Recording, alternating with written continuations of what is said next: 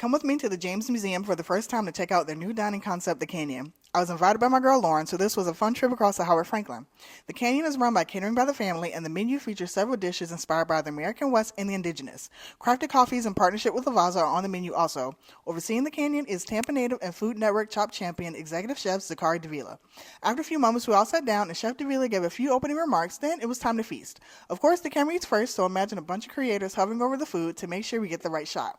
We started the night off with the first round of food, devil crab, the corn dip and chips, and the Southwest empanada. To go along with the food, several Southwest-inspired mocktails were available for purchase.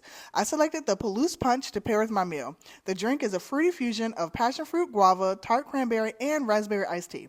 Here's a bit of a history lesson. The antique mahogany bar was built in Chicago in 1905, then found a home in an Italian restaurant in San Francisco until it closed. The James Museum founders purchased it later at an antique store in Cincinnati. The first round of food was delicious. Lauren and I couldn't stop talking about how good the chips were. Shortly thereafter, it was time for the second round of food for the night. Southwest salad, chicken and biscuits, the breakfast sandwich, and the Kenyan plate. This round of food was delicious too, but the chicken and biscuit with its homemade biscuits, shout out to Kelly who makes them by the way, berry compote, and pickled chilies was the hit of the night for me. I ate that entire sandwich because it was that good.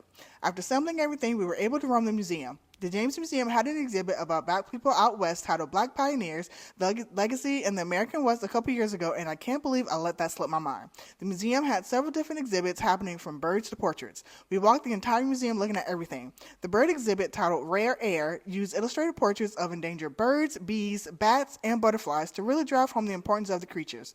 One part of it allows you to hear some of the calls, and it reminded me of Lauren's app showing her which bird calls she hears on her morning walks. Apparently, actor Coleman Domingo uses a similar app. Since all of us Beehive members are in our Cowboy Carter tour eras, it was great to see art pieces referencing black cowboys and their contributions to history. I became more fascinated and wanted to immediately go down a Wikipedia rabbit hole. One thing I love about Black folks is we're going to share some little-known Black history facts, and that's exactly what Lauren, Shaquita, and I did our entire visit. The museum does a great job of covering Native American history along with showing the diversity within that culture. Each art piece was more colorful than the next, plus included some history lessons along the way. There was one room featuring various jewelry pieces that were beyond beautiful. I imagine whoever got to wear the pieces on their body were such lucky women.